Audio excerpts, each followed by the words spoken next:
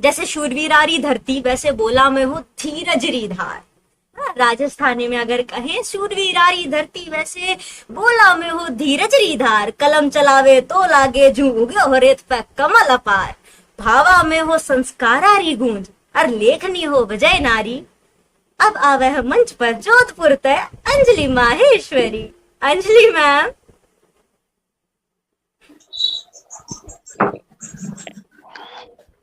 नमस्ते। नमस्ते मैम। मैं सर्वप्रथम इस मंच को प्रणाम करना चाहूंगी। मैं आज पहली बार आप सब लोगों के समक्ष हूँ इस मंच पर। मेरी आज की जो स्वरचित कविता है उसके शीर्षक यूं तो कई हो सकते हैं, तो शीर्षक तय करने की जिम्मेदारी आप लोगों पर छोड़ते हुए मैं कविता पाठ प्रारंभ करना चाहूंगी। ठीक है, तो सभी थोड़ा गौर फरमाइएगा क्योंकि हमें एक यहाँ पे जिम्मेदारी दी गई है, तो ध्यान से सुने। जी अंजलि मैम।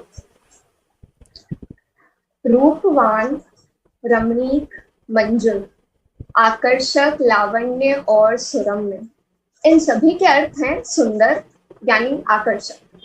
तो सुनिएगा कि रूपवान, रमणीक, मंजुल, आकर्षक, लावण्य और सुरम्य, सुंदरता की अनगिनत उपाधियों से सुशोभित, मगर है कलंक स्वयं पर, स्वयं सौंदर्य। था प्रेम नहीं माना तुमको, मगर अहम को चोट पहुंचाई अवश्य। प्रेम प्रस्ताव जो ठुकराया था, या गुनाह, पाप, अपराध, अक्षम्य। प्रेम ना होते हुए भी प्रेम प्रस्ताव ठुकरा देना अपराध ही तो है, और अपराध माफी नहीं सजा मांगते हैं। तो सुनिएगा कि राह चलते सड़कों पर तुमको सीटी मार पुकारा हो, राह चलते सड़कों पर तुमको सीटी मार पुकारा हो। एक बार नहीं तुमने 100 बार उनको नकारा हो। फर्क नहीं पड़ता तुमने कितने दफे दुपट्टा सुधारा हो, मगर नकारने पश्चात हो तुम्ही चरित्रहीन, बदचलन, अनैतिक, अधम, आवारा हो। बिल्कुल, प्यार में छेड़खानी जायज है, और प्यार ना भी हो मगर विधायकों को ठुकरा देना दंडनीय है। सियासी सत्ता बेखौफ है वो, है सियासी सत्ता बेखौफ है वो। इंसाफ की उम्मीद तक भूलो तुम, ठुकरा कर जो तिरस्कार किया, तो उनका प्यार अब इंतकाम भी भुगतो तुम। आए विरहा अग्नि में तड़पते, कहते यूं नजरे ना फेरो तुम। जब जा रही थी संग साथ, सहेलियां साथ और आठी तुम। मेरी ना का सम्मान उनके रूहानी इश्क का प्रमाण होता, मगर आगे का दृश्य देखिएगा कि धूमिल हुए दिखावे सारे, जिस्मानी इश्क हो गया खाक। धूमिल हुए दिखावे सारे, जिस्मानी इश्क हो गया खाक। जब व्यर्थ विफल लगे प्रयत्न, तो फिर नहीं भाई मैं फूटी आंख। क्रूर नजरों से अपनी मेरे वस्त्रों के पार रहे थे झांक। कामयाबी की ओर बढ़ते उनके काले घिनौने इरादे नापाक। कहा सुनो एकाएक मैं मुड़ी और छपाक। तेजाब छीन कर ले गया मेरी शाम सवेरा, हर सपना सुनहरा। आईने में दिखता वो कुरूप विकृत अधजला चेहरा।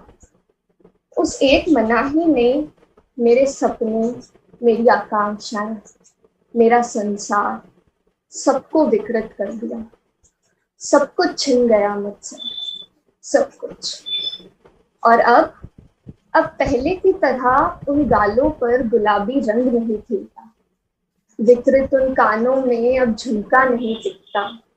जली हुई उन आंखों में काजल तक नहीं दिखता। और शायद लिखते भी हैं तो प्रेमिका की खूबसूरती पर। तेजाब से जले इस चेहरे पर कोई नहीं लिखता। तो क्या सोच रहे हैं आप सब? जीत ली हर एक लड़ाई उस लड़की ने, और अपने सारे जो रास्ते में कंकड़ पत्थर थे उनको किनारे कर दिया? नहीं, सब कुछ इतना आसान नहीं था। तरस, बेबसी, लाचारी ही थी केवल। उन बूढ़ी आंखों को भी अब मुझ पर गुमान नहीं था।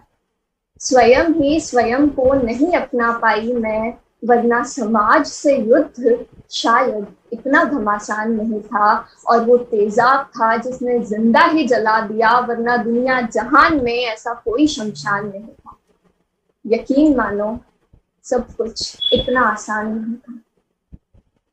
तो ना यार, खुद को नहीं अपना पा रही हूँ मैं, खुद से लड़कर थक कर पल पल हार रही हूँ मैं।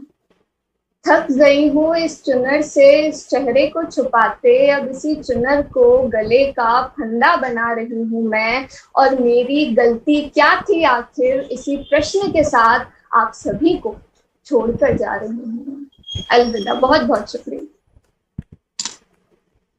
बहुत बहुत बहुत बहुत बहुत बढ़िया, बहुत ही अच्छा। शिविका सॉरी, मैं पहले की कुछ मेंशन, हाँ एक बात बोलना चाह रही मैं यहाँ पे। अभी ये जो तेजाब के जो घटने हुआ करते थे, था कि आया कि कई घटने हुए, लड़के ने डाल दिया है ना, और आजकल जो ये मर्डर वाला भी हम देख रहे हैं। एक बात ध्यान है, आप सभी बहुत एक्सपीरियंस लोग हैं, इसलिए ये बात यहाँ पे छेड़ रही हूँ कि एक साधारण स्वस्थ व्यक्ति जैसे आप और हम कभी ऐसी हरकत नहीं कर सकते। हिंदुस्तान में मानसिक रोग ये विषय बहुत बृहद है, इसका कोई कैंपेन नहीं चलता, इसका इलाज भी नहीं करवाया जाता। जो तेजाब डाल रहा है, जो इस तरह से मर्डर कर रहा है, वो एक आम इंसान सरल है ही नहीं, वो पीड़ित इंसान खुद भी है, वो मानसिक रोगी है। और ये जो प्यार की, अभी जो अंजलि जी ने कही, बड़ी अच्छी कविता कि जो कच्ची उम्र में प्यार होता है, जबरदस्त चाहते हैं कि भाई वो लड़की मुझे प्यार करे, नहीं मिलेगी तो मैं उसकी शादी नहीं होने दूंगा। ये बहुत बहुत उस पर काबू है, लेकिन होता है, बिल्कुल बहुत ही मार्मिक दर्शाया आपने। लेकिन यकीन मानिए, एक सरल, जैसे आप कविता पढ़ी, मैं हूँ, एक चींटी में पैर की टिक्की आ जाए या एक कुछ मर जाए तो हमें कितना दर्द होता है। तो कैसे संभव है किसी को इतना तक, मतलब साफ है कि हमारा जो देश की जनसंख्या है बहुत ज्यादा है, और ये जो विषय है ना मानसिक रोग, ये आगे आएगा, ये एक बहुत बड़ा डिजास्टर होगा अपने भारत में कि मानसिक रोग लोग जो हैं उनको खुले नहीं छोड़कर उनका इलाज करके किसी न किसी आश्रम में डाला जाए, उनका इलाज किया जाए। तो ये बहुत अजीब सी बात है। वो बहुत आपकी अच्छी कविता लगी बहन, बहुत बहुत शुक्रिया। Thank you so much Vandana ma'am and Anjali ma'am. शीर्षक सच कहे तो हम अभी भी नहीं सोच पाएंगे, क्योंकि विषय ही कुछ ऐसा जटिल है, और बात भी आपने पूरी सच्चाई से कही। और जैसा वंदना मैम ने कहा, ये साइकोलॉजिकल लेवल पे काम करने की जरूरत है। लेकिन सारी चीजों को अगर एक तरफ कर दे, सिर्फ शब्दों पे आए, तो हाँ, आपने भी अपनी कविता में भी कहा कि समाज से हारना इतना मुश्किल नहीं था, जो असल में हार हुई है वो खुद से ही इंसान हार जाता है ना। तेजाब में इतनी हिम्मत नहीं है कि वो किसी के दृढ़ संकल्प को हिला सके, बट खुद से आप जब जंग हार जाते हो, और समाज तो फिर उसमें क्या ही करेगा। ये आपने अपने शब्दों में बहुत अच्छे से बनाया। बाकी मानसिक रोग ही मुझे लगता है इसके पीछे मेन कारण है। और जो झूठा व्यायाम कर रहे थे, प्यार है भाई, प्यार को समझने के लिए ये थोड़ी ना कि तुम तेजाब डाल दे रहे हो और वो डिफाइन कर रहे हो कि ये प्यार है लिटरली तो उस पे भी लिखा है। पर एक पॉइंट जो आपने पॉइंट आउट किया कि सुंदरता पे सब लिखते हैं ना, मोटी मोटी आंखें हों, अच्छा सुंदर गाल, अच्छे कान हों जिनमें बालियां, मांग में टीका वगैरह वगैरह, जो भी साइड में है कि सुंदरता यही है। तो मैं जहां तक समझ पाई आपकी कविता को, क्या सुंदरता की परिभाषा सीमित है जो लोगों ने, हम कवियों ने ही लिख दी है। तो इस पे थोड़ा सोचने की जरूरत है। बाकी आपने बहुत बहुत सुंदर लिखा था, सोचने पे मजबूर किया है। बहुत बहुत धन्यवाद, आपने आज ज्वाइन किया। बाकी हमारे साथ जुड़े हुए Gayatri ma'am, Vineet sir, Vaishali ma'am, Dinesh sir, Ramchandra sir, आप भी कुछ कहना चाहें? बिल्कुल जी जी बिल्कुल। आपका जो थीम था बहुत अच्छा था। अभी इस पे पिक्चर भी आ चुकी है लेटेस्ट, और इसका ये मेन होना चाहिए नारी श्रृंगार। आत्मा का जो नारी श्रृंगार होता है वो आत्मा से होता है। अगर वो आत्मा से श्रृंगार अपने आप को खुद के करेंगे तो उसके बाहरी आवरण का दिखावा कुछ भी नहीं है। उसका अंदर दृढ़ संकल्प, इच्छा शक्ति अगर उसकी मजबूत है तो उसका शरीर चाहे जितना भी कुरूप है वो बाहर से सुंदर ही लगेगी। शुक्रिया मैम, शीर्षक मिल गया मुझे। बहुत अच्छा, बहुत सुंदर। और एक जो समाज की वेदना, जो एक टीस है ना, जो समाज की आज की जो एक टीस है, उसको आपने बहुत अच्छे तरीके से उकेरा।